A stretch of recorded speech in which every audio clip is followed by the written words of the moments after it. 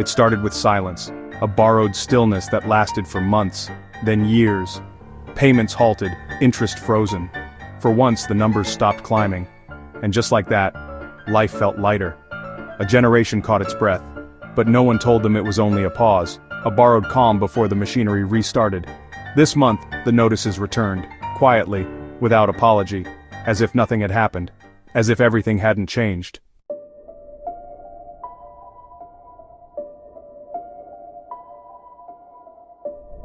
It was March of 2020 when the clock stopped ticking.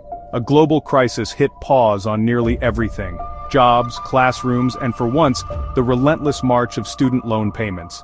Relief came quickly.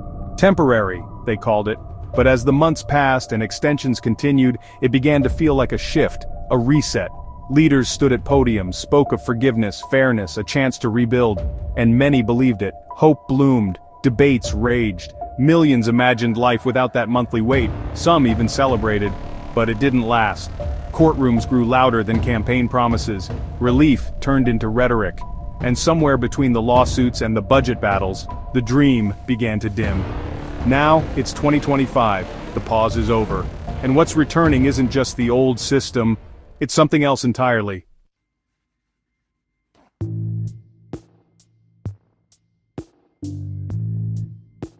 They call it the SAVE plan. Saving on a valuable education, a new acronym for an old promise: lower payments, more flexibility, an easier path forward. But behind the rebranding is something more complex, and far less forgiving. The numbers look kinder, sure. Monthly payments based on income, forgiveness after a set term, interest not piling up, in theory. But buried deep in the details are traps. If you miss a payment, the clock resets. If your income changes, so does your affordability. Most borrowers won't hit forgiveness until their 40s, some, not until retirement, and the system assumes you'll play by rules that change mid-game, without warning. Automatic deductions, passive consent, and a quiet return of interest accrual once the honeymoon ends. For people like Jenna, a teacher in her 7th year of repayment, the math no longer makes sense. "I've paid over $14,000. My balance has barely moved," she says. "It's like paying rent on a debt that never leaves." This isn't just repayment. It's erosion.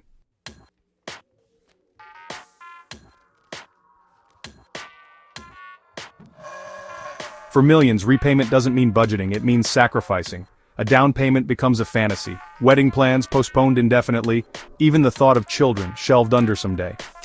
It's not just about money anymore. It's time, energy, hope.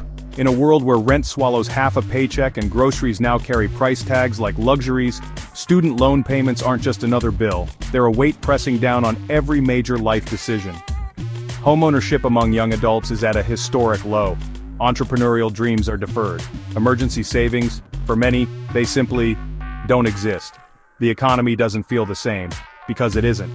We sold the next generation an education, and sent them out into an economy that no longer plays by the same rules, and when they struggle to meet milestones their parents reached decades ago, we call them lazy.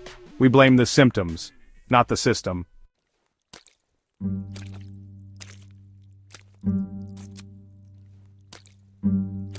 Once upon a time, a degree opened doors.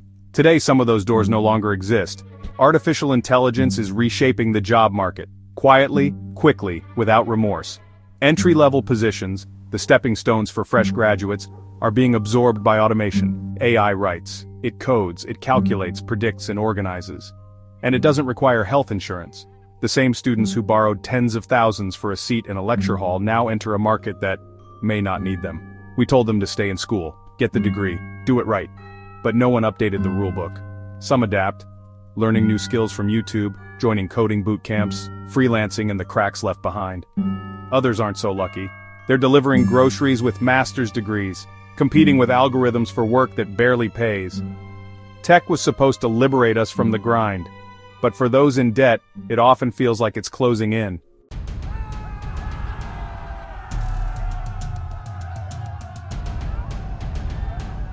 If the system feels rigged, that's because it is. Student loans aren't just debt. They're one of the government's most profitable assets. Every year, billions flow into federal coffers, not from taxes, not from business, but from interest, on the dreams of the educated. And while borrowers cut corners to meet monthly payments, Student loan servicers like Navient, Mohela, and Sallie Mae post record profits. They say they're here to help, but their real client isn't you, it's the government. Each delay, each mistake, each missed email, it's monetized. Even when forgiveness is promised, it's slow-walked, tangled in red tape, and often denied on technicalities. This isn't a broken system. It's working exactly as intended. And at the top, executive bonuses, government budget surpluses, lobbyists ensuring nothing ever truly changes.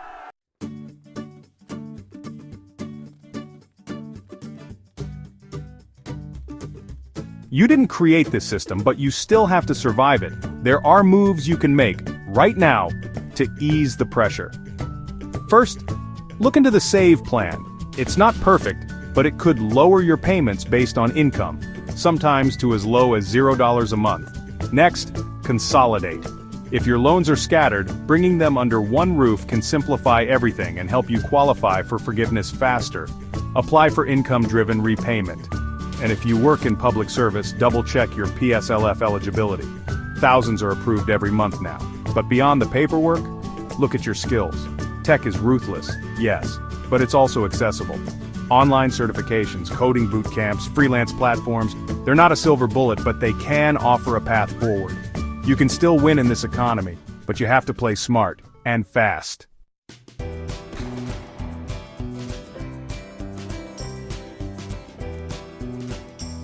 At some point, we have to ask ourselves, how long can we keep pushing this problem down the road? The weight of student loans isn't just financial anymore, it's cultural, it's generational.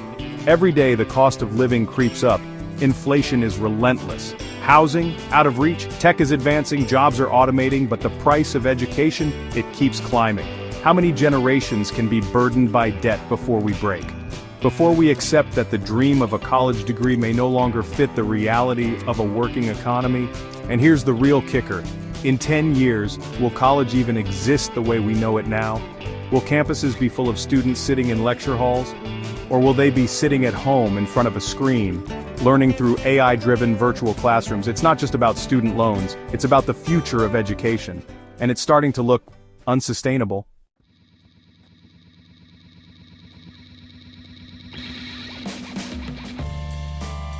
Student loans are back, but this time the stakes are higher.